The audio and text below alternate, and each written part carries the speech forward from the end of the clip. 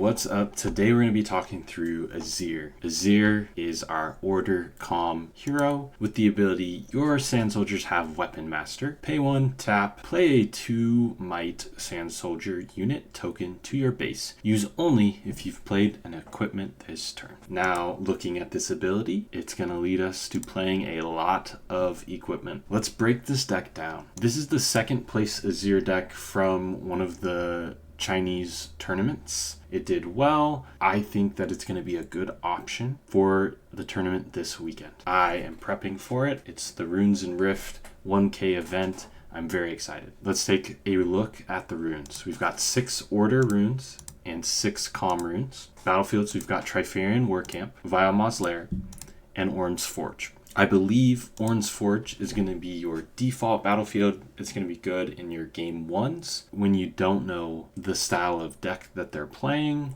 And if you're going first or second, you're going to get a huge benefit off of having a cost reduction on your gear. Vialma's Lair, I believe, is going to be your going second battlefield. So on any of the games that you know you're going second, this is going to be your throwaway battlefield. It's going to give you potentially a slight edge because you've got access to Azir. You've got ways to move your units that are not traditional. And then your going first battlefield is going to be Trifarian Warcamp because you are a token deck. You're going to make a bunch of these 2 Might units, and with them you're hopefully going to spam the board and have a lot of extra might from this battlefield. Deck wise, we're on 3 Doran's Shield, 3 Eye of the Herald. These are your 1 cost equipment that are going to let you activate your legend on turn 1 when you have 2 runes. The yellow one is a little bit better in my opinion. The play a 1 Might recruit unit token here. Having an extra body has a lot of synergy with Trifarian Warcamp, equipment, and buff spells.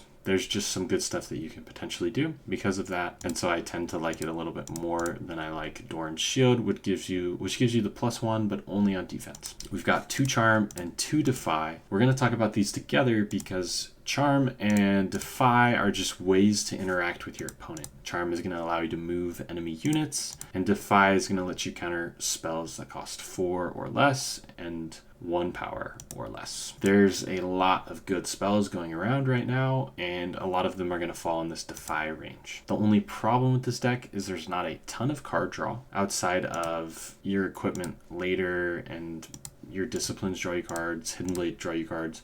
So maybe I take that back. There is a decent amount of draw. You also have Death Grip, which is going to draw you a card. So you should actually see these Defies often enough to where they're going to be relevant. You've got your 3 Brutalizer. Brutalizer is probably one of the most interesting equipment because of its ability. If it's attached this turn, it has an additional +2. So basically, if you can attach it to a unit that is readied, then you're going to be coming in for a +3, which is huge. And it's going to turn these 2 Might soldiers into threats that are going to take on even higher costed units. Then we've got our tricks here. We've got 2 Death Grip. Death Grip's really good because if you're going to lose a battle, but let's say you brutalized a token that you just made, well, now you can have a +5 Might out of nowhere, and you get a draw card. So it takes battlefields, draws you cards. What else do you want to do? And a lot of the problem with equipment is that it gets stuck on units. So if you committed all of your stuff to one, and by stuff I mean equipment, if you committed all of your equipment to 1 unit, then all of a sudden you have a way to get the equipment off. Outside of Weapon Master, we've got our 3 Desert Call. This is just a good flex card. It can be played on turn 1, turn 2, and get you 1 Sand Soldier or 2 Sand Soldiers. It's like having 3 more 2-drops, and this deck is a more tempo-y / aggressive deck. We've got our 3 Discipline. It's +2 and it draws you a card. It's just good value. With the way this deck plays, if you're not playing an equipment, you get to leave up a bunch of runes. And the curve on this deck also very low. We have 3 cards that cost 6. 3. You're gonna have runes up. It's a great card. We've got the Guardian Angel. This basically is just gonna give us another 2-drop option. So it's just another equipment to make sure that we're hitting Azir's ability. Then we've got 2 Cold a Week. This card can be a blowout, and this is a deck that can set up that blowout pretty well by trading your tokens for their cheap units and then using Cold to eat their last big unit.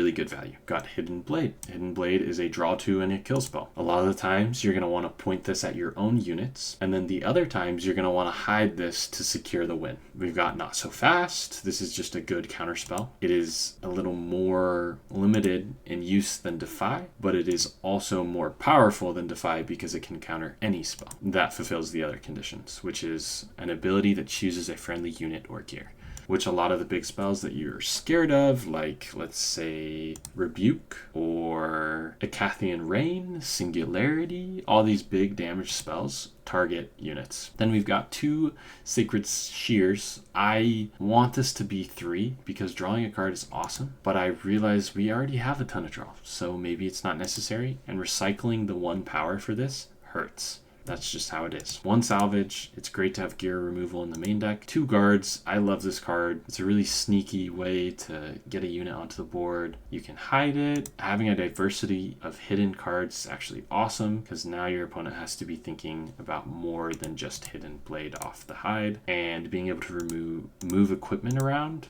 If you activate this on your opponent's turn with Hidden and then equip a Brutalizer, you've got 5 might out of nowhere. As you can see, that's now 4 cards that are just 5 might out of nowhere. You got the BF Sword. This is just a big +3, making a 5 cost Sand Soldier. That's just great. And then Arise. Arise is kind of your blowout spell. It's the setup. It's everything that you want out of this deck. It's the payoff for putting a million equipment on the board. It's awesome. Then side deck wise, we've got the 3rd Defy. There's going to be decks that have better spells than other ones. Got your Face Breakers. There's going to be decks with big units and tricky units, and Face Breaker can help you hold battlefields. It's definitely a little better going first because you'll be the first onto a battlefield, and stun is a little bit better on the defense. In this case, we've got your 3rd Call of the Week. Again, some decks this card is really good into, some decks it's not. You got the other salvages. This is a gear heavy meta, and there are some gear that will run away with games, like the 7 cost yellow one that makes 3 recruits. That card is disgusting. And then we've got our Wind Walls because there are spells that will blow us out, that we will just lose to, and we want to have answers to that. Wind Wall is that answer. So that's Azir. This is the first take. We're gonna try out this list. We're gonna see why it's good, and we're gonna see what we can do to make this better. So let's jump into some games.